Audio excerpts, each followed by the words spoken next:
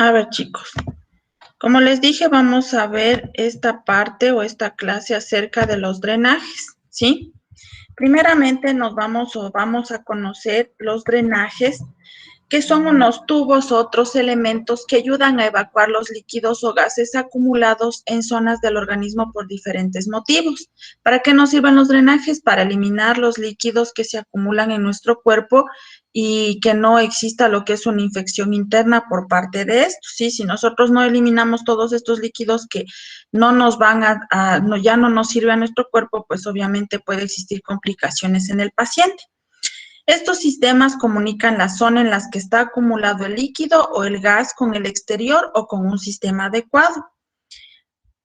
Tenemos que las sustancias pueden acumularse por diferentes motivos, como por ejemplo por traumatismos, cuando un paciente sufre un accidente y no se puede ver lesiones o alguna cosa por afuera, pues vamos a ver que está comprometido la parte interna y existe lo que es la acumulación de líquido. Igualmente por la presencia de abscesos o debido a una intervención quirúrgica para drenar el contenido residual.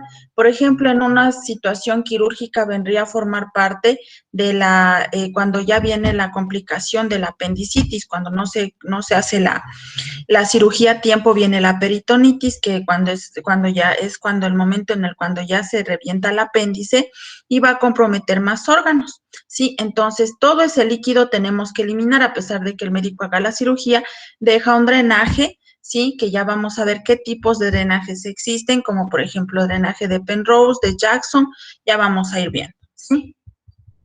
También podemos insertar un drenaje cuando un órgano que generalmente está lleno, como puede ser la vejiga, debe estar vacío para favorecer la cicatrización tras una intervención quirúrgica. ¿Cuáles son las indicaciones? Los drenajes están indicados, como les dije, por la presencia de abscesos, ¿sí? Que nos ayudarán en este caso a evacuar las sustancias acumuladas, evitando el cierre en falso de los mismos. Dejaremos que se cierre por una segunda intención para evitar infecciones. Como les dije, si nosotros no drenamos todo este líquido maligno que va a producir nuestro cuerpo, puede producirse una infección y puede complicar la situación del paciente.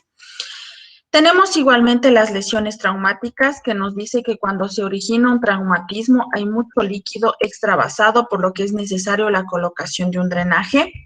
Tenemos igualmente la profilaxis a fuga o tras una cirugía general, como les dije, cuando ya se complica la situación, que nos dice que tras una cirugía siempre hay riesgo de fugas, por lo que colocaremos un drenaje por si se producen este tipo de problemas, y esto nos indicará también si existe riesgo de hemorragias.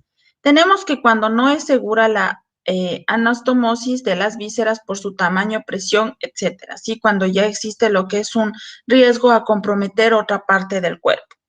Tenemos tras una cirugía radical, que nos habla que cuando se realiza grandes resecciones y se pierde gran cantidad de líquido linfático y sangre que no debe acumularse. Tenemos los drenajes profilácticos o curativos. Los profilácticos se colocan en intervenciones quirúrgicas para prevenir la acumulación de estas sustancias y valorar la presencia de la hemorragia.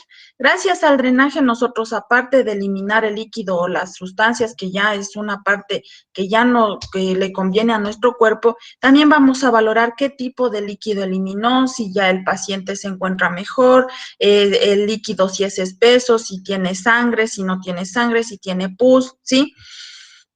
Tenemos la clasificación de los drenajes. Drenajes simples, ¿sí? Que son aquellos en los que no se realiza ningún tipo de acción para favorecer la salida de sustancias acumuladas. Esto sale gracias a la presión que ejercen los órganos adyacentes sobre ella por la fuerza de la gravedad o por la capilaridad de los drenajes usados. Dentro de este grupo vamos a encontrar los drenajes filiformes. Estos drenajes se colocan en heridas pequeñas que contienen poca cantidad de sustancias a evacuar. Consiste en dejar la incisión abierta, ¿sí? Manteniendo un haz de hilo, que puede ser de nylon, de algodón. Gracias a la capacidad de estos hilos, el líquido saldrá por esta cavidad. Aquí nosotros no vamos a dejar ninguna manguera, ningún recipiente, se podría decir, sino simplemente vamos a dejar una abertura para que siga saliendo el líquido que está acumulado poco a poco del paciente. Estos son los drenajes simples. Ahora tenemos, como pueden ver aquí en la imagen, así se hace el drenaje simple, ¿sí? Se deja lo que se hace la sutura del paciente, pero en la parte de aquí se deja una parte abiertita para que siga eliminando el líquido necesario que ya no le sirve al paciente, ¿sí? Tenemos igualmente los drenajes con gasas. El drenaje con gas es útil cuando tenemos colecciones líquidas con otra gravedad. Puede moldearse con facilidad y tiene una gran capilaridad, o sea, una gran, como se podría decir, va a absorber más lo que es la parte de las sustancias líquidas que va a eliminar nuestro cuerpo. Para favorecer la capacidad de absorción, utilizaremos gasa de trama densa. Cuando las gasas no absorban más líquido, debemos de cambiar estos apósitos para que sigan absorbiendo estos líquidos. Aquí, como pueden ver la imagen, en el orificio donde está la herida, se coloca la gasa para que vaya absorbiendo. Cuando ustedes cogen y se les riega algo, ¿qué hacen? Secan con un mantel o un trapito y el mantel, ¿qué hace? Es absorber. La gasa tiene mayor potencia para absorber este tipo de problemas. Y si es que la gasa ya se moja o ya se empapa, tenemos que nosotros que sacar y cambiar otra gasa, siempre teniendo en cuenta que la gasa tiene que ser estéril, porque ustedes saben, si cogen y ponen una gasa que está sucia, contaminada en el paciente, vamos a afectar la situación del paciente. Tenemos los drenajes con tiras de goma. Los drenajes realizados con tiras de goma blanda, como pueden ser los dedos de los guantes, ¿sí? De los guantes se coge lo que se coloca en el guante, se coloca una parte del dedo, se corta y se coloca en el paciente, ¿sí? Son muy usados al ser blandos y fáciles de colocar, además no producen adherencia en los tejidos. Se colocan en los extremos de la herida, realizando un contrapunto en la zona en la que rodea, que son muchos más eficaces si hay coágulos o restos de tejido que puedan obstruir la salida. Así como pueden ver en la imagen, se coge la parte o la tirita de las tiras de goma o de látex, se le corta aquí y como pueden ver queda una abertura así, ¿sí? Esa abertura vamos a colocar en el paciente, en la parte donde está la herida. Después de suturar dejamos la abertura, colocamos la parte de aquí que es así como el tubito y en la parte de adentro va a quedar así abierto. ¿Sí? Y esa parte de arriba nos va a ayudar a que el paciente, pues obviamente puede eliminar, digo, la parte de abajo que va a hacer, va como a absorber los líquidos que no son, que ya, como les decía, no son restos que el paciente tiene que eliminar. Tenemos los drenajes con tubos de goma o polietileno, que si usamos este tipo de drenajes hemos de tener en cuenta su rigidez, ya que pueden ocasionar úlceras por decúbito, o por otra parte, si los tubos son demasiado blandos, se colapsará por presión que ejercen los tejidos adyacentes. Este tipo de drenajes pueden ser conectados a sistemas de aspiración continua o intermitente y administrar fármacos u otros líquidos en distintas cavidades. Al colocar nosotros utilizamos el aparato, la máquina de succión para ir succionando todo ese líquido que está dentro del cuerpo, ¿sí? Ahora tenemos otro que es el de Penrose, que es el más utilizado, ¿sí? El de Penrose y el de Jackson, que después ya vamos a ver. El de Penrose es un tubo de látex blando de un azul a luz muy limitado, perdón, muy utilizado actualmente. Puede ser de diferentes tamaños y la longitud se adaptará en función a la herida y se fija con una grapa, así como pueden ver aquí, ¿sí? Se coloca la gasa alrededor de la herida, de la abertura del paciente donde deja el médico la abertura y se coloca lo que es una como manguerita, ¿sí? Igualmente de látex, ¿sí? Que es, por ahí va a eliminar todo lo que es este tipo de líquidos. El paciente. Tenemos Desilastic, que es un tubo de silicona transparente y flexible de unos 40 centímetros de longitud, que se presenta a diversos orificios en su trayectoria y tiene una punta roma atraumática. Existe gran variedad de denominado muy utilizada en la cirugía, así como pueden ver, esta es la Desilastic, ¿sí? La más utilizada, chicos, en la parte de medicina es la de Penrose y el de Jackson. El de Penrose, que ya vimos que era como un tubito, así que se deja en la herida, ¿sí? Que por ahí se va a eliminar el líquido y obviamente cubrir con una gasita para que no provoquemos malestar al paciente. Tenemos tubo en T o KER, que es un tubo de silicona o goma en forma de T, muy usado en la cirugía de vías biliares, ¿sí? Como pueden ver aquí en la imagen, este es el tubo de T, ¿sí? Que este se coloca en la parte interna, entra todo este tubito y por estos huequitos, orificios que van a quedar así, por ahí se va a eliminar lo que es los líquidos restantes del paciente, ¿sí? Tenemos drenajes mixtos. Si se une un drenaje de diferente tipo, podemos favorecer las ventajas de cada uno de ellos. Los más utilizados son estos de aquí.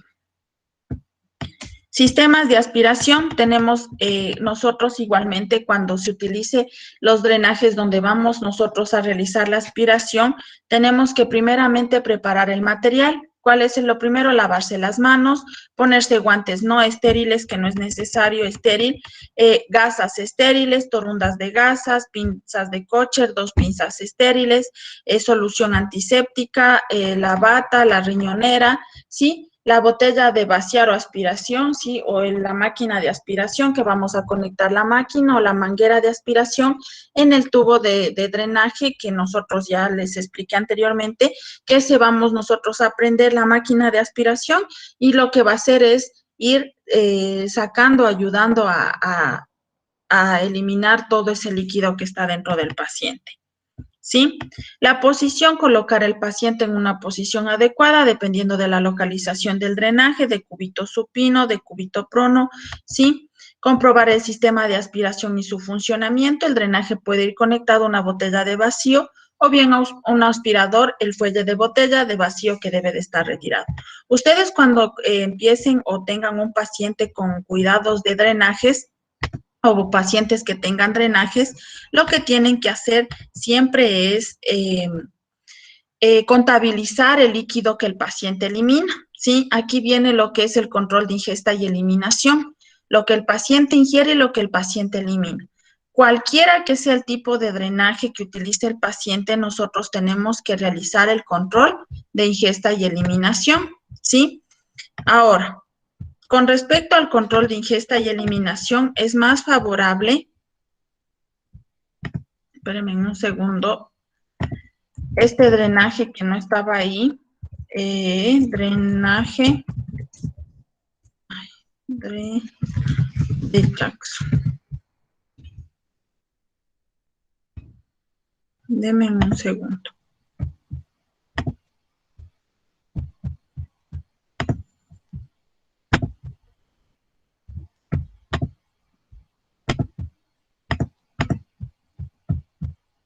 Entonces, ustedes ya saben que existe drenaje de Penrose, drenaje en T, drenaje de Jackson, que el de Jackson no salía ahí, pero ustedes no sé si pueden ver ahorita, busqué una imagen en internet para que ustedes vean cuál es el drenaje de Jackson.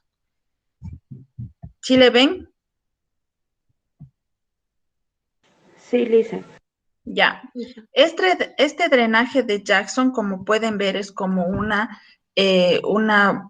se podría decir un comprimido, una cosita así como una bolsita, sí, que nosotros, como ven en la imagen, al momento de colocar al paciente hay que presionarle y cerrar en esta tapita de aquí, ¿sí? Presionamos, cerramos y dejamos ahí al paciente. No dejar esto con aire, ¿sí? Para que vaya eliminando el líquido que está en el cuerpo del paciente y cuando ustedes vayan a vaciar la parte del drenaje de Jackson, tienen que abrir la tapita, vaciar en una riñonera y contabilizar con una jeringa cuánto ha eliminado el paciente.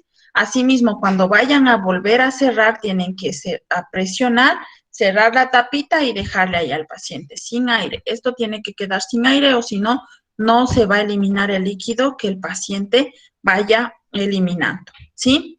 Entonces, ¿está claro con respecto al manejo de drenajes?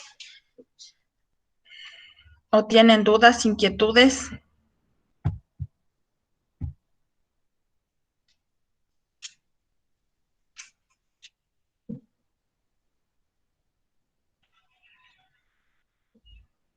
¿Sí está claro?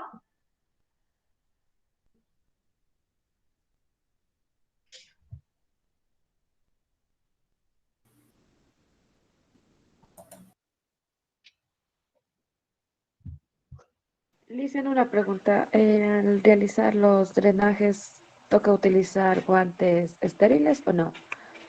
Cuando No ustedes mal vayan a entendí. contabilizar los drenajes, cuando ya vayan a vaciar el drenaje, ¿a eso se refieren? Sí, sí, eso mismo, Lisa. Ya, cuando ustedes vayan a vaciar el drenaje, pueden utilizar solo guantes de manejo. Cuando se vaya a colocar el drenaje, que esto se realiza obviamente con una cirugía en el quirófano, tienen que obviamente realizarlo con una manera estéril, porque ustedes saben que al momento de introducir el dren, pues obviamente tienen que estar estériles. Pero al momento de ustedes ya vaciar o contabilizar el drenaje, pues pueden hacerlo con guantes de manejo. Ya, Lisa, gracias. ¿Alguien más? ¿Alguna duda? ¿Está todo claro?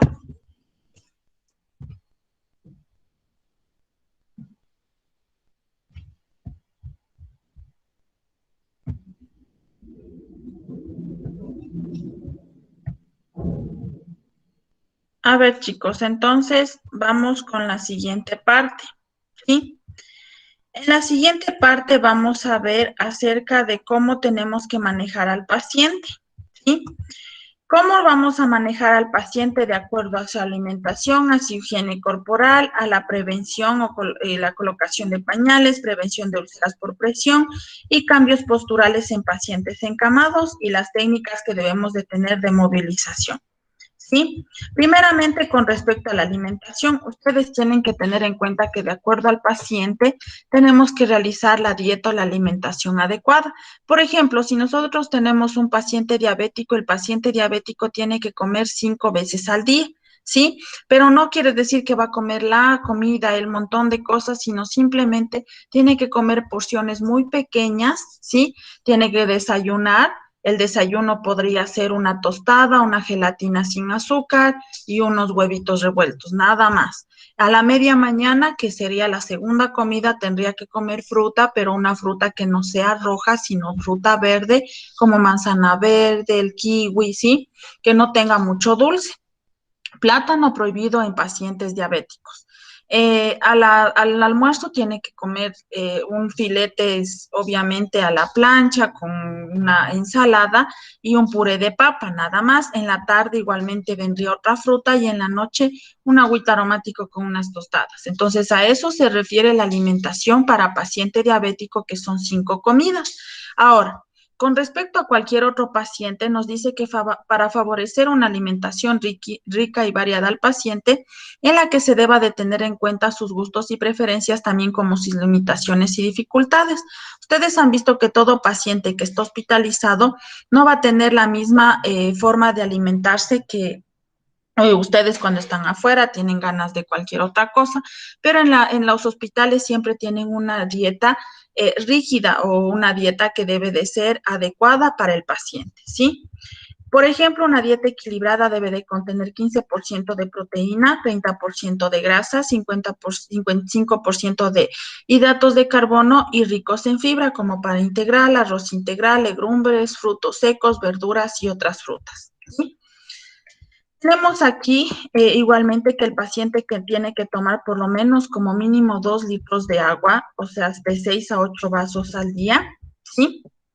Debe de tener un buen estado de hidratación corporal. Ustedes saben que el agua nos ayuda a hidratarnos. Igualmente debe de tomar a intervalos, no quiere decir que los 8 vasos se vaya a tomar en una hora, ¿sí? Sino en media hora ni nada, o sea, en 10 minutos 8 vasos, sino ir teniendo un tiempo a intervalos para que puedan tener la ingesta de los líquidos necesarios, ¿sí? No debe de consumir mucha azúcar, mucha sal, porque ustedes saben que el azúcar y la sal son uno de los factores que pueden provocar diabetes o hipertensión en el paciente. A lo menos los pacientes hipertensos no pueden consumir este tipo de azúcar o sal, ¿sí? Ellos tienen prohibido este tipo de cosas en la alimentación. Si hay problemas al tragar, ¿sí? Sobre todo con los líquidos, puede ser conveniente utilizar espesantes o gelatinas para facilitar la ingesta. Pacientes adultos mayores, ustedes saben que por problemas de dentadura ya no tienen su dentición completa, sus dientes usan dentadura o algunos no usan ni dentadura, van a tener problemas al tragar y pueden incluso atorarse. Igualmente es necesario ayudar a facilitar la masticación, ¿sí? Como por ejemplo utilizando huevos, pescado, carne picada, productos como lácteos, arroz, pastas vegetales, frutas blandas, ¿sí? Cuando existe problemas para tragar o masticar, se debe dar la comida triturada intentando darle en poca cantidad. A los pacientes que no puedan alimentarse por sí solos, la obligación del personal de enfermería es ayudar a alimentarle al paciente, ¿sí? Igual los pacientes que no puedan ya masticar o tragar o ya, por ejemplo, los pacientes de terapia intensiva que no, que pueden alimentarse todavía por vía oral, porque hay otro tipo de nutrición que es nutrición parenteral, que ya veremos eso igual después.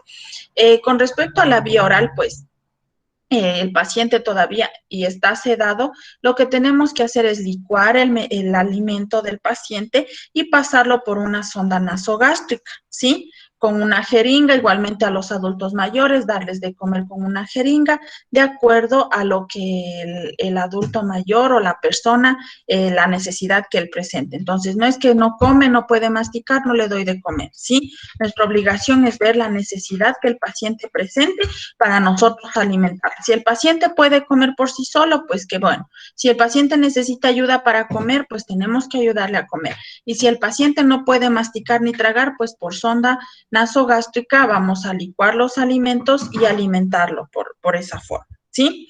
Ahora vamos con la higiene corporal. Nuestra obligación que es realizar la higiene del paciente, ¿sí? En todo sentido y el aseo diario. Tenemos que realizar el aseo al paciente encamado, que ustedes igual ya debieron haber visto esto con el Santi, que les explicó cómo debemos de realizar el aseo al paciente encamado, al paciente que no puede movilizarse, ¿sí? Todos los pacientes tienen que ser aseados diariamente, ¿sí? Cambiarle la bata, la pijama y pues obviamente realizarle un baño de esponja. ¿Cómo realizamos este orden? Primeramente la cara, ¿sí? El cuello, el cabello igualmente se tiene que lavar al paciente. El tronco, los brazos, las axilas, las piernas, la espalda, los pies y por último los genitales y la región perianal. La ducha no debe de ser excesivamente caliente, sí debe de ser tibia y no debe durar más de 15 minutos. Comenzar desde los pies, iremos subiendo aquí, bueno, nosotros tenemos que comenzar con respecto al paciente encamado desde la cabeza hasta la zona genital, ¿sí? Los pies igualmente debemos de secar, lavarlos con cuidado, igualmente tener en cuenta las uñas del paciente. Las uñas del paciente también tenemos que cortar como enfermeros las uñas del paciente de manera recta, sí, para evitar lo que es la aparición de lesiones cutáneas y consultando igualmente la forma de cómo tenemos que realizar este procedimiento. Igualmente, con respecto a los oídos, tenemos que limpiar la parte del oído, no introducir muy al fondo, sí, sino solo superficialmente. Si el paciente porta audífonos, sí, los retiraremos durante la noche limpiando los restos del cerumen. La boca, igualmente, ya saben, al lavar al paciente la boca 3 veces al día utilizando cepillos suaves, ¿sí? Los ojos igualmente tenemos que limpiar con una gasa, ¿sí? De adentro hacia afuera y con suero fisiológico. Ahora con la colocación de pañal. Pues obviamente cuando los pacientes pueden movilizarse por sí solos, vamos a abrir el pañal y a colocarlo, parándose el paciente y colocar el pañal, ¿sí? Como pueden ver en la imagen. Pero si el paciente no puede movilizarse, pues obviamente nosotros tenemos que coger al paciente, moverle para un lado, ¿sí? Colocar el pañal o tratar de subirle el pañal lo que más se pueda y pues al momento de moverle, pues ir colocando el pañal adecuadamente. Tenemos igualmente lo que es la prevención de úlceras por presión en pacientes que encamados. ¿Qué son las úlceras por presión? Es el área de la piel que se destruye debido al contacto prolongado de una persona en una sola posición sin desplazar el peso. Ustedes saben igualmente con lo respecto a los tendidos de cama que cuando ustedes realicen el tendido de cama tiene que quedar sin arrugas las sábanas. ¿Por qué? Porque esas arrugas van a hacer mayor presión a los pacientes que no pueden movilizarse en una sola zona y eso va a producir la úlcera, ¿sí? La úlcera por presión, ¿sí? Que como saben se produce por el contacto prolongado en una sola posición. Tenemos los diferentes tipos de úlceras que se produce en los talones, en el sacro, en los codos, en el omóplato y en la cabeza. Y en decúbito lateral, si el paciente está acostado, sea de lateral izquierdo o lateral derecho, también se va a producir este tipo de úlceras, como por ejemplo en la oreja, en las costillas, ¿sí? Es por eso que, ¿quién me dice cada cuánto tenemos que cambiar al paciente para prevenir este tipo de úlceras por presión, la presencia de úlceras por presión? ¿Cada cuánto tendremos que cambiar de posición al paciente?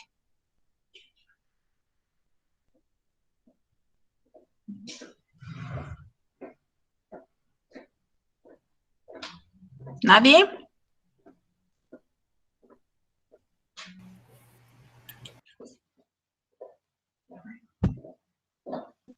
Cada 2 horas, dicen.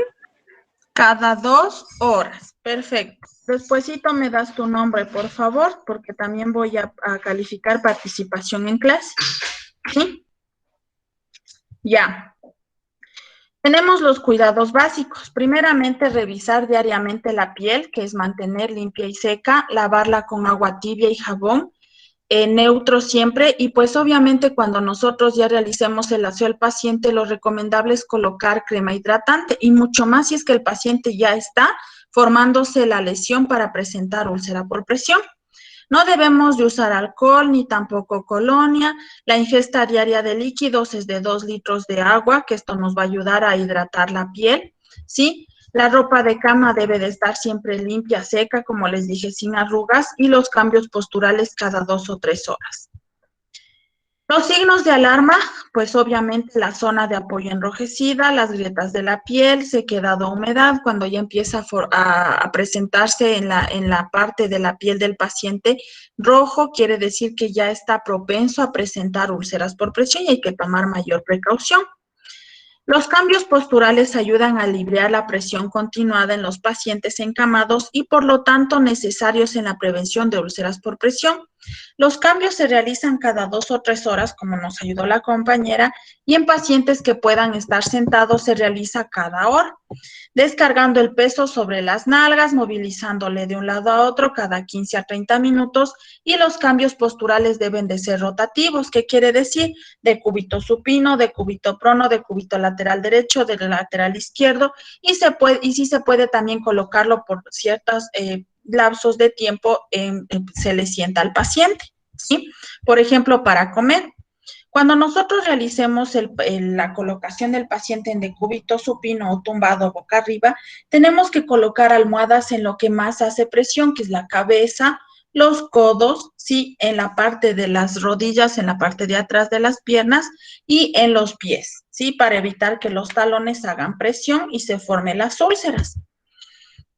Cuando pongamos al paciente en decúbito lateral o de lado, tenemos que colocar al paciente de costado, igualmente con la almohada para evitar la úlcera en la presencia de úlceras en las orejas, igualmente en el brazo, ¿sí? Y entre piernas, porque ustedes saben que al unirse la pierna con la pierna, al ponerle de lado, también puede formarse la úlcera por presión. Cuando está boca abajo, pues igualmente, como ven en la imagen, en la cabeza, en la parte de aquí de la cintura y también en las piernas. Cuando está sentado, tenemos que colocar la almohada detrás de la cabeza, detrás de la espalda, entre los brazos, ¿sí? Y abajo en los pies.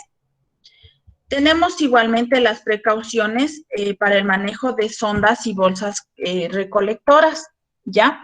La sonda vesical debe de ir formada con esparadrapo, fijada con esparadrapo en cara interna del muslo, de forma que no esté tirante y permita la movilidad. No sé si ustedes conocen la sonda vesical, la sonda nasogástrica, ¿sí?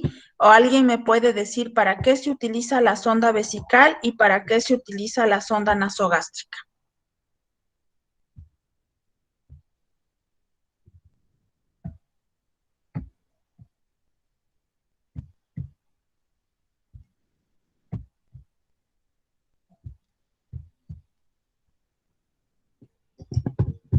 La vesical creo que es para la expulsión. La vesical para, La expulsión de orina. exacto. ¿Y la nasogástrica? Para administrar medicamentos. Para administrar medicamentos, de alimentar al paciente, ¿sí? Muy bien. Después me dan los nombres, ¿sí? De las que me ayudaron respondiendo estas preguntas. Verán, les voy a poner una imagen de la sonda vesical, ¿sí? Para que ustedes puedan observar cómo se utiliza la sonda vesical, ¿sí? Aquí en esta imagen pueden ver que está colocada la sonda al paciente. Bueno, eso realiza el médico. A veces nosotros mismos podemos hacer la colocación de la sonda. Y en la parte de aquí tenemos una bolsa recolectora, ¿sí? Como pueden ver, aquí tenemos la sonda, ¿sí? Este es el balón que se va a inflar cuando nosotros coloquemos lo que es la solución salina. Y pues obviamente la sonda del paciente va a tener una bolsa recolectora donde vamos a ver la eliminación de la diuresis. Después les voy a proyectar un video de cómo se coloca la sonda vesical, sí, a los pacientes, y también tenemos la sonda nasogástrica. La sonda nasogástrica, en cambio, como pueden ver aquí en la imagen, ¿sí? Se coloca por la nariz del paciente, midiendo, esto realiza también exclusivamente el médico, y aquí nosotros por medio de esta sonda vamos a administrar, como dijo la compañera, la medicación correspondiente y dar de alimentar al paciente, ¿sí? Entonces, continuamos.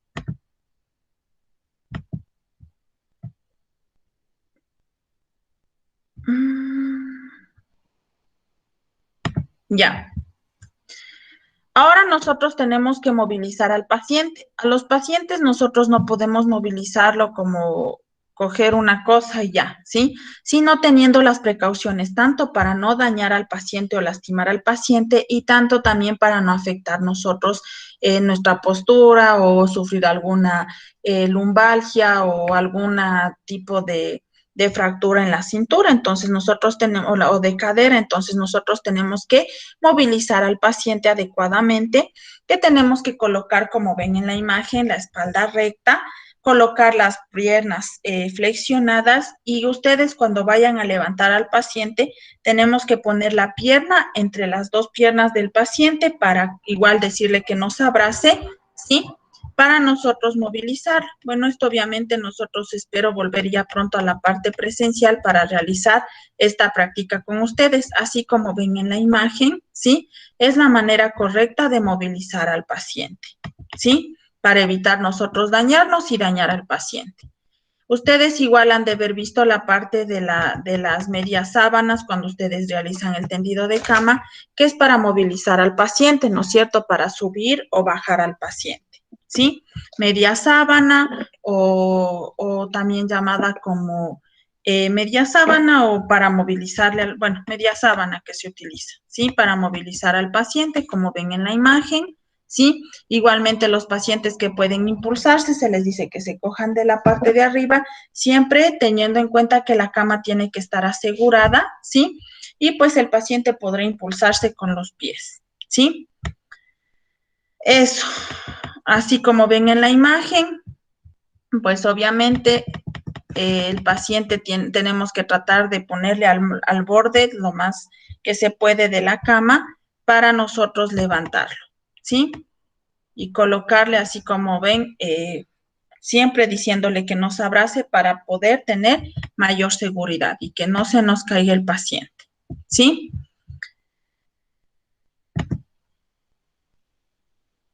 A ver, vamos con la siguiente parte. Tenemos el manejo del dolor, ¿sí? Vamos con el manejo del dolor.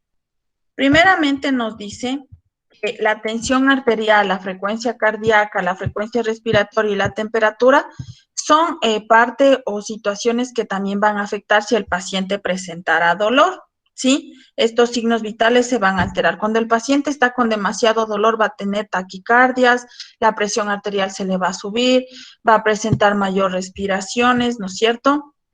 Entonces, primeramente vamos a ver qué es el dolor. El dolor debe de ser considerado como uno de los trastornos o se considera como uno de los trastornos que más preocupa y afecta a las personas. Es una de las situaciones que más conlleva que el paciente asista a una atención hospitalaria. Si a ustedes les duele mucho el estómago, ya no aguantan, pues obviamente van a necesitar ayuda médica y pues es uno de los que más preocupa o afecta o el signo y síntoma que más se puede presentar en los pacientes.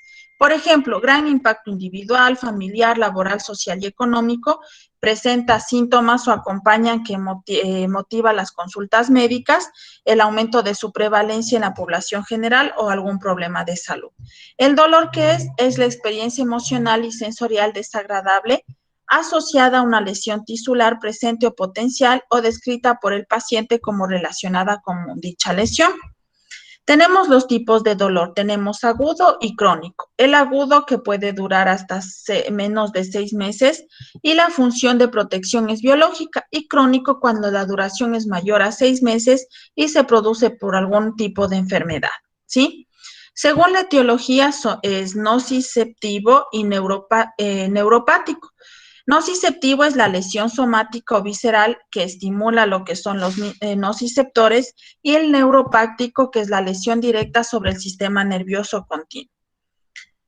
Tenemos la valoración, que aquí entramos nosotros, ¿sí? ¿Cuáles son los métodos autoevaluativos más acertados y utilizados? Cuantificar el dolor a través de lo que expresa el paciente, que requiere una evaluación psicomotor, por ejemplo, que es de 4 a 7 años, el paciente puede ser o presentar un dolor que podamos nosotros considerarlo como fiable, y mayor de 7 años muy fiable, o sea que nos están diciendo la verdad o a veces nos mienten, ¿sí? La escala visual analógica o considerada como EVA, entonces cuando ustedes valoren al paciente van a decir, el paciente presenta un EVA de 9 sobre 10, de 8 sobre 10, ¿por qué? Porque ustedes deben de explicarle al paciente que 0 es nada y 10 es más. Entonces, ustedes dicen, ¿cuánto le duele del 0 al 10? Sabiendo que desde el 1 del 1 es menos hasta el 10 que es más, ¿sí? Entonces, la escala visual analógica o considerada como EVA es no dolor y peor dolor inimaginable, ¿sí?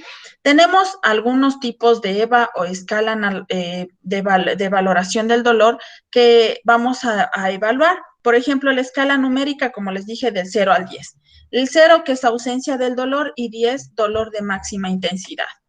La escala descriptiva simple o EDS, que es la ausencia de dolor, dolor leve, dolor moderado y dolor intenso. También podemos valorar de esta forma al paciente por EVA, por EDS. Por EVA del 0 al 10, sabiendo que 0 es nada y 10 es más. Y descriptivo simple o EDS, que es ausencia de dolor hasta dolor intenso. Tenemos la escala facial de dolor o de Wong-Baker. ¿Qué nos quiere decir? De acuerdo a la forma en que se vaya presentando la figura o la fisionomía del paciente. Por ejemplo, si está feliz, pues o tranquilo, relajado, es que no le duele. Pero hay pacientes que en cambio hacen unas caras que obviamente vamos a determinar que le está doliendo demasiado. Este tipo de escalas nosotros más utilizamos en los niños, ¿sí? Porque ellos al momento, a lo menos los bebecitos que no pueden explicar qué les duele, pues lo único que hacen es llorar, quejarse, quiere decir que algo está pasando, les está doliendo. Tenemos los métodos fisiológicos o biológicos que nos ayudan a valorar los cambios funcionales producidos en el organismo. Por ejemplo, en cualquier edad, lo más conveniente es usar junto a otros los métodos. Aquí tenemos, como les dije, la frecuencia cardíaca que va a aumentar a un 20%, igualmente en un 30% o un 40% de acuerdo a la escala de valor o de EVA que el dolor va a tener el paciente, del 0 al 2, ¿sí?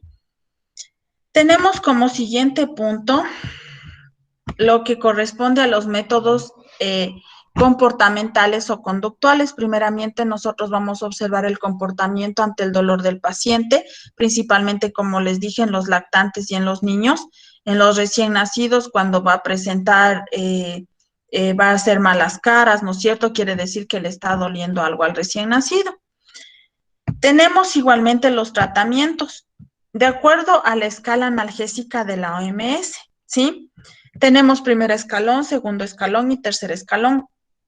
Cuando el paciente llegue con un dolor de cabeza, ¿sí? Les pongo un ejemplo, del 0 al 10. Y ustedes le preguntan, ¿cuánto le duele en una escala de EVA del 0 al 10? Y el paciente les dice, sabiendo que 0 es nada y 10 es mucho, y el paciente les dice un 4, ¿sí? Entonces, aquí viene la escala analgésica de la OMS. ¿Qué quiere decir esto? Que nosotros no vamos a utilizar el analgésico, ¿sí? Más fuerte, ¿sí? Sino que tenemos que ir probando desde lo más básico hasta lo más fuerte. Por ejemplo, en el primer escalón vamos a encontrar analgésicos no opoides, como por ejemplo opioides, como por ejemplo los AINES, como el paracetamol y el metamizol.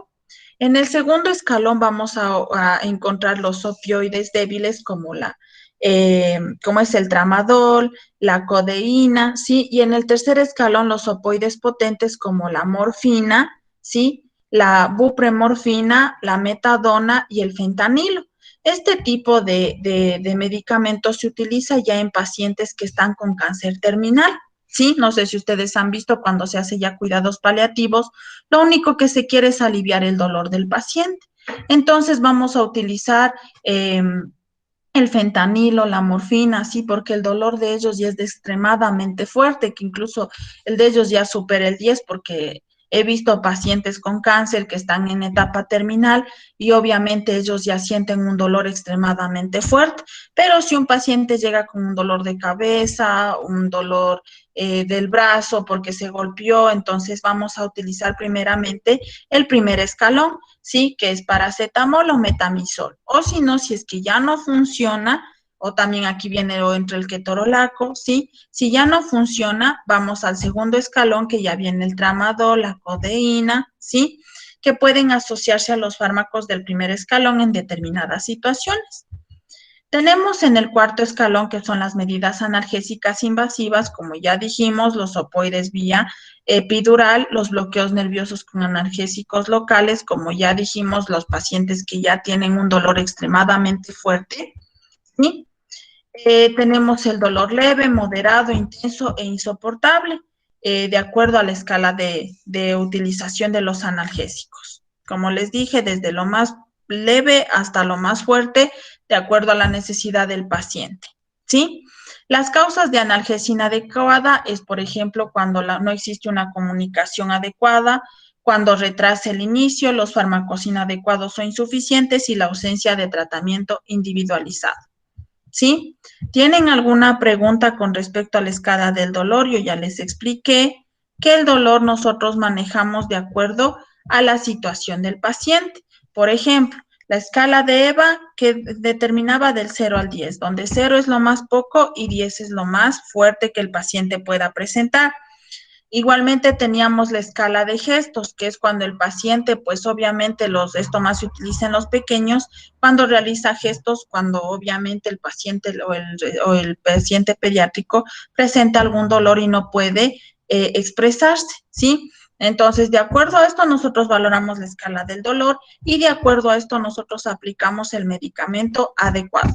Ustedes ya con el pasar del tiempo, en los otros semestres que vendrán conociendo los fármacos, cuáles son los analgésicos, antibióticos, antipiréticos, todo eso de acuerdo a la situación del paciente o de acuerdo a la enfermedad del paciente, que deben aplicar, que no deben aplicar, si es cuáles son las contraindicaciones, indicaciones de esto. Lo que yo necesito es que ustedes sepan en forma general que no deben de aplicar el medicamento porque ya el paciente dice que le duele y le duele, van a aplicar el medicamento más fuerte, sino ver la escala según la escala analgésicas que nosotros vamos utilizando.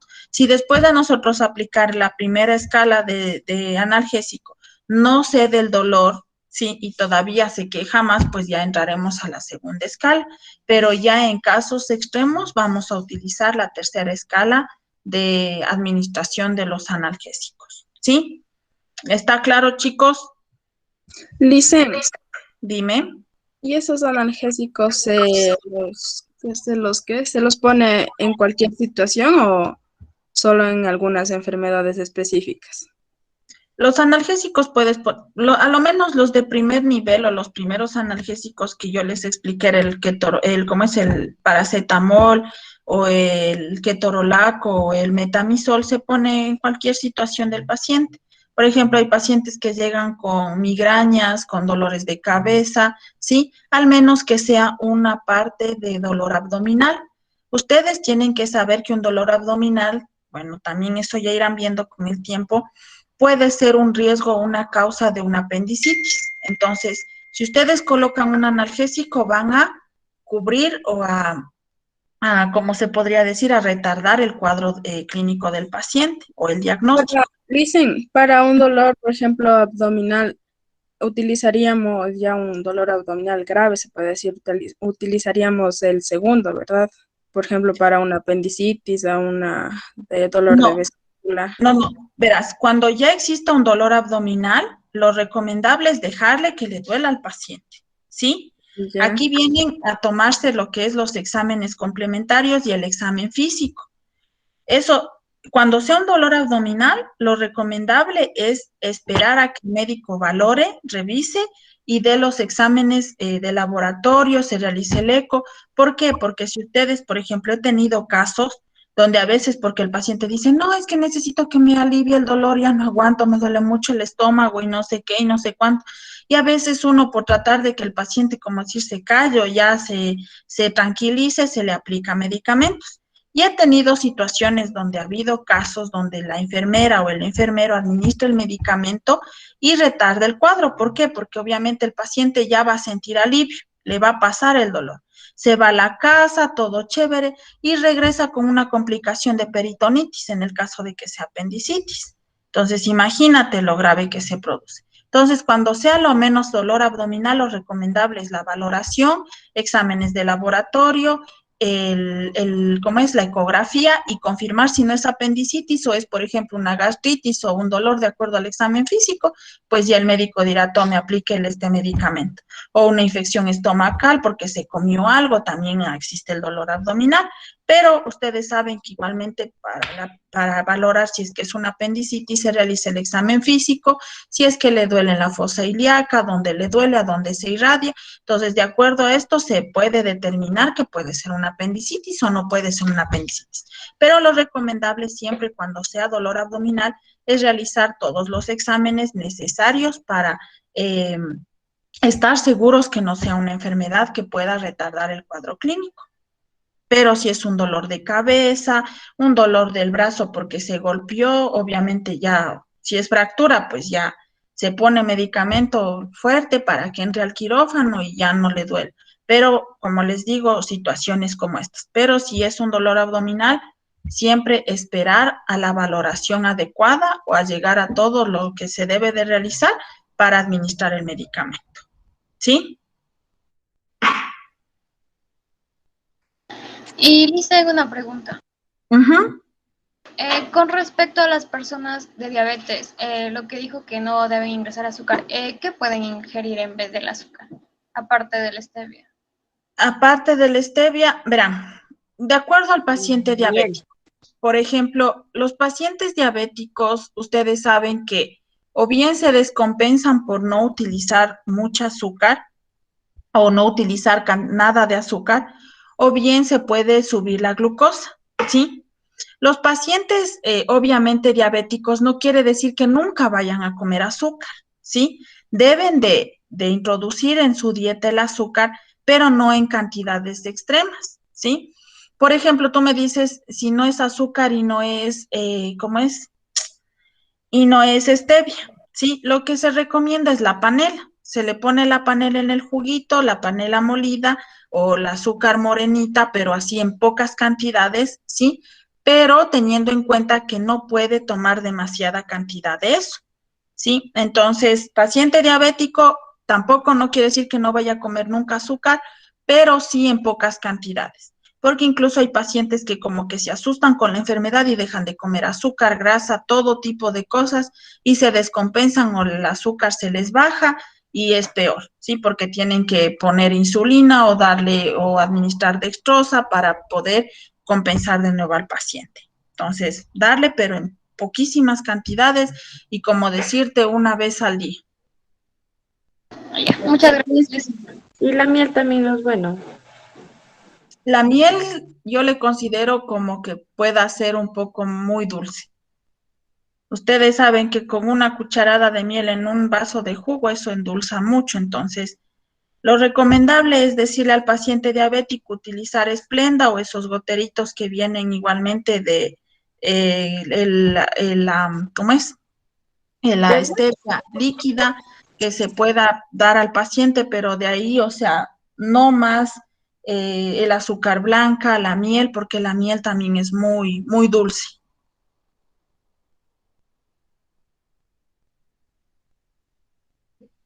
Dicen una pregunta, ¿el ketorolaco es antibiótico o antiinflamatorio?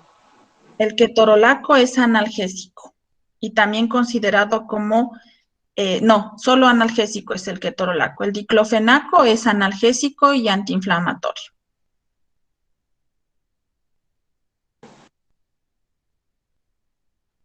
Ya le dicen gracias. Ujú. ¿Alguien más?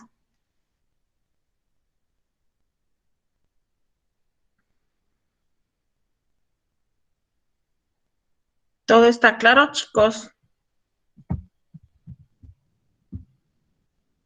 ¿Dudas, inquietudes de cualquier cosa que quieran saber? La de la tabla, dicen esa que... De la valoración del cómo se valora el EVA, Sí, dicen esa, me la entendí bonito. ya verás. El EVA o la escala de valoración del dolor, ¿sí? Nosotros utilizamos desde el 0 al 10, ¿sí? ¿Cómo es desde el 0 al 10? 0 determinamos que no le duele nada y 10 es el dolor extremo. Entonces, tú cuando llega el paciente a la casa hospitalaria y dices que me duele la cabeza, listo, señor, le duele la cabeza. Y ustedes le hacen la pregunta, ¿cuánto le duele? Sabiendo que 0 es nada y 10 es mucho, pero así extremo. Entonces, el paciente dice un 3/10 o un 4, un 5, un 6, de acuerdo a lo que él más o menos sabe que el dolor le duele. A veces dice, me duele 10, me duele muchísimo. Entonces, esa es la escala de valoración, la que más utilizamos nosotros, del 0 al 10. Entonces, tú cuando ya realices un reporte o ya vayas a decirle al médico cuánto es, porque el médico te va a preguntar, ¿cuánto le duele? Un 6/10. Entonces, el médico dice, sí, le duele más o menos, por eso entonces ya. Entonces, tú ya sabes o ya tienes que determinar cuánto es el dolor que presenta el paciente de acuerdo a lo que tú le explicas. Siempre tienes que explicarle que 0 es nada y 10 es lo que más pueda doler. ¿Sí? Ahora sí estás más claro con esa tabla de leva o de valoración del dolor. Sí, dicen ahí sí. Muchas Ya. gracias. A ver, chicos, les voy a presentar un video de la, ¿cómo es? De la colocación de sonda vesical. Ustedes igualmente ya tienen que conocer cuál es la sonda vesical, sonda nasogástrica, de acuerdo a lo que el paciente presente, ¿sí?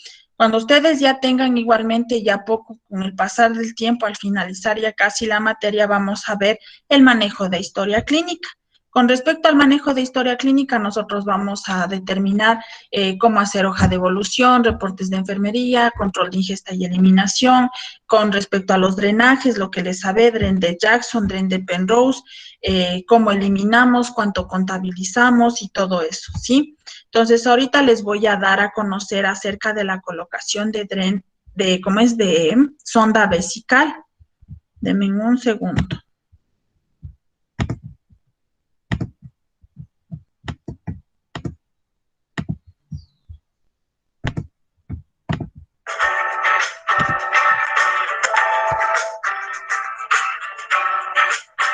Hola, soy la profesora titular de la Cátedra de Enfermería del Adulto y del Anciano, licenciada Graciela Muratore, de la Escuela de Enfermería de la Universidad Nacional de Córdoba.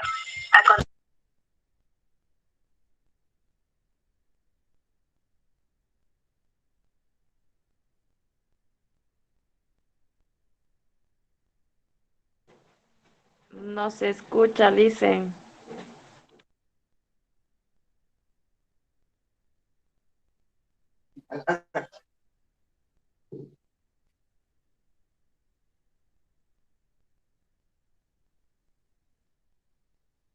sonda vesical para un Ahí paciente escucha. Material necesario. Sí, Listen. Sonda vesical, guantes estériles, 2 paquetes, campo Ya. cerrado, solución antiséptica, lubricante hidrosoluble, equipo con 2 piezas Kocher, jeringas de 10 centímetros cúbicos, agua destilada o suero fisiológico estéril, bolsa colectora de orina con sistema cerrado, soporte para bolsa colectora, paquetes con gasas estériles, cinta para sostener y fijar la sonda. Técnica de asepsia quirúrgica. Revisamos la indicación médica comprobando que el procedimiento esté indicado al paciente correcto. Realizamos el lavado de manos, luego nos dirigimos a la unidad del paciente a fin de informar el procedimiento a realizar, mitigando sus miedos y temores.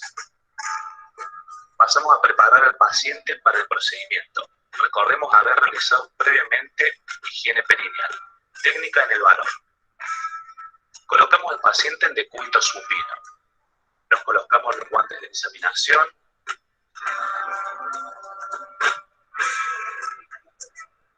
Realizamos campo con una gasa embebida en solución antiséptica.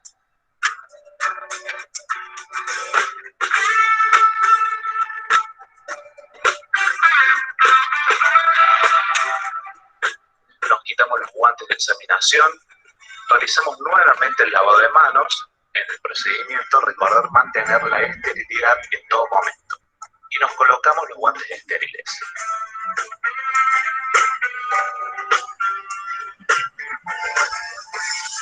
Colocamos el campo fenestrado estéril sobre los genitales del paciente y realizamos el campo estéril.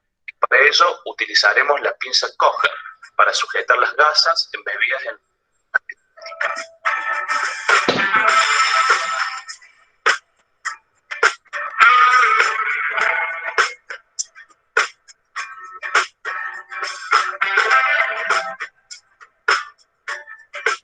comprobamos el funcionamiento del balón del catéter inyectando 10 centímetros cúbicos.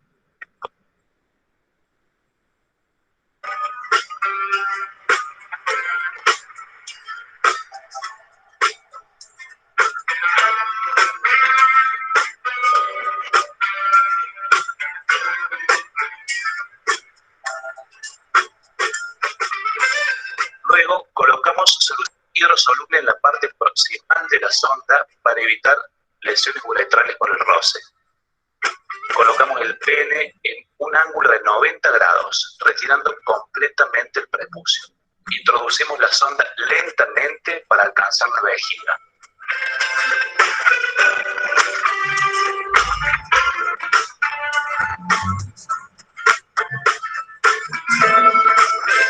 Observamos el retorno de orina. Inmediatamente conectamos la bolsa de orina a la sonda. Siempre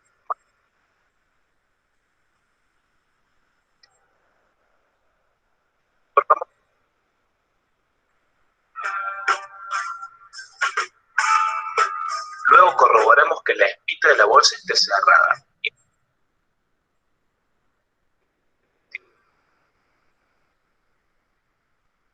Punta proximal de la sonda cuando es que depende del número de la sonda seleccionada. Realizamos una leve tracción para corroborar la correcta colocación. Luego colocamos los soportes a la bolsa y la colgamos en el barral de la cama sin que toque el piso.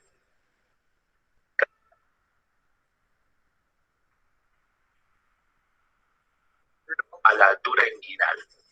Ayudamos al paciente a adoptar una posición cómoda en su unidad. Colocación de sonda vesical, la mujer. Colocamos al paciente en posición ginecológica.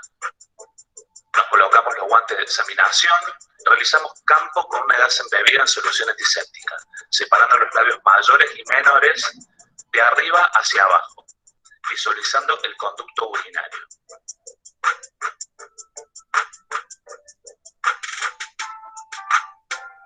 Nos quitamos los guantes de examinación y realizamos nuevamente el lavado de manos. Siempre en el procedimiento mantenemos la esterilidad en todo momento. Luego nos colocamos los guantes estériles. Pasamos a colocar el campo fenestrado estéril sobre los genitales del paciente y realizamos un campo estéril que para ello utilizaremos gasas embebidas en solución antiséptica.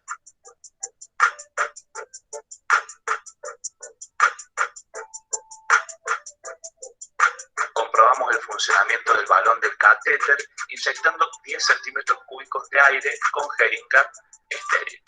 Colocamos solución hidrosoluble en la parte proximal de la sonda. Esto lo hacemos para evitar las lesiones uretrales por el roce. Luego pasamos a introducir la sonda por la uretra, lentamente, con pequeñas rotaciones, suavemente hasta alcanzar la vejiga. Comprobamos que fluya la orina. Inmediatamente conectamos la bolsa de orina a la sonda y corroboramos que la espita de la bolsa esté cerrada. Pasamos a insuflar el balón de la sonda con una jeringa con 10 centímetros cúbicos de agua destilada estéril. Realizamos una leve tracción suavemente para corroborar la correcta colocación. Colocamos los soportes a la bolsa y la colgamos en el barral de la cama sin que toque el piso. Verificamos la cantidad de orina eliminada y sus características.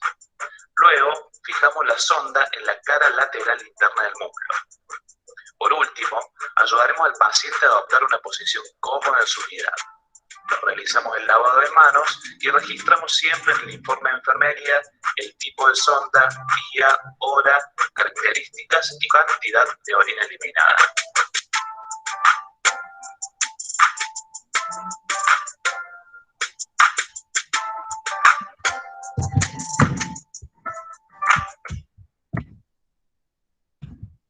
Listo, chicos, así es como ustedes tienen que colocar la sonda vesical. En hombres y en mujeres es diferente. Hay casos, como les digo, en que a uno como enfermero le toca hacer ese procedimiento. Hay casos en que el médico los hace, ¿sí? Entonces, ustedes saben que para limpiar la zona tienen que utilizar gasa, guantes de manejo y también tienen que, se podría decir, para ya lo que es la colocación de la sonda, utilizar guantes estériles, como vieron, igualmente la funda recolectora, una jeringuilla con 10 cc de solución salina para igualmente inflar el balón, que se va a dar la fijación a la sonda. Si no, si ustedes no ponen o no fijan el balón con la solución, se va a salir la sonda. Y al momento, igualmente, ahí no sé si explico esa parte donde deben de fijar la sonda con un esparadrapo en la pierna del paciente para evitar que se lastime, ¿sí? Entonces, esa es la forma de colocación de sonda vesical. Como el tiempo ya se nos acorta y también tengo clases con los otros chicos, y ustedes también ya tienen clases con la doctora Maite, porque ella me dijo que empezaba a 10:30 con ustedes. Entonces, para la próxima clase vamos a dejar lo que es la prueba. Por favor, estudien. Para la próxima, apenas empecemos la clase, les voy a tomar la prueba de la terminología médica, lo que les dije igualmente que tenían que estudiar, y pues continuaremos con la clase respectiva. Hice una pregunta. Sí, dime. ¿La prueba es solamente del glosario o de todas las diapositivas que están ahí en ese carpeta? No, solo del glosario. Ya, dicen, gracias. Solo del glosario. ¿Sí? ¿Estas diapositivas que presentó va a subir a la plataforma? Sí, lo que pasa es que esto le tengo en PDF, los PDFs les voy a subir. ¿Sí? Ya, Lisa. Ya, ahora voy a tomar la lista, por favor. Lisa, ¿cómo va a ser la prueba? A ver, la prueba les voy a tomar así, como estamos ahorita. Yo voy a tomar una palabra, ¿sí? Y obviamente les voy a decir tal palabra que significa tal persona, ¿sí? Entonces tienen que decirme el significado de esa palabra o de esa abreviatura, porque ustedes, no sé si abajo vieron, igual había abreviaturas, ¿qué significa? ¿Sí? ¿Y es solamente una palabra o son más, dicen? Les voy a tomar por cada uno 3. Y para responder tenemos un cierto límite de tiempo.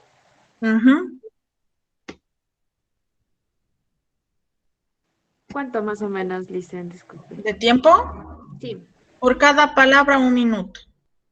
Pero obviamente tienen que encender la cámara y yo les voy tomando la prueba. Le hice una pregunta, y también en la terminología podemos hacer, o sea, ¿por qué no nos vamos a grabar exactamente lo que está ahí, no? O sea, No, o sea, como ustedes interpreten, por ejemplo, yo les digo, yo me sé mi terminología a mi manera, como por ejemplo, yo, por ejemplo, les digo cianosis. ¿Qué significa cianosis? Para mí la cianosis es la coloración morada en la piel, ¿ya?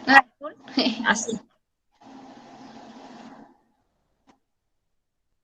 ¿Sí? Sí, Lice. ¿Ya? Entonces, así es lo que yo necesito. No tampoco les digo que con punto y seña. O hipertensión, cuando la presión es elevada en el paciente sobre los valores normales, o sea, sobre 120 o 80 más menos 10. ¿Ya? Entonces, así.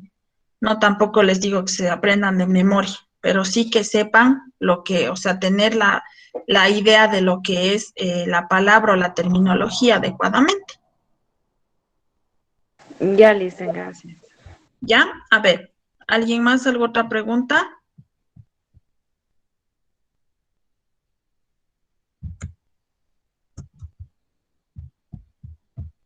Ya, entonces tomo la lista. Almeida, Presente, Lice. Álvarez, Presente, Lice. Benavides, Presente. Chachalo Henry, Presente, Lice. Chamorro Nayeli, Presente, licenciado. Coyaguazo Natalie, Presente. Cueva Natalie, Presente, Licen. Figueroa Jessica, Presente, Lice. Guevara Jessica, Presente, Licen. Ibujés Juliana, Presente, Lice. Lomas Juliana, Presente, Lice. López Pamela, Presente, Licen. Males Melisa, Presente, Lice. Mayanquer Diana, Presente, Licen. Mira Diego, Presente, Lice. Morales Dayana, Presente, Lice. Morán Mónica, Presente, Lice. Mueces Wendy Presente. y Valencia Kevin.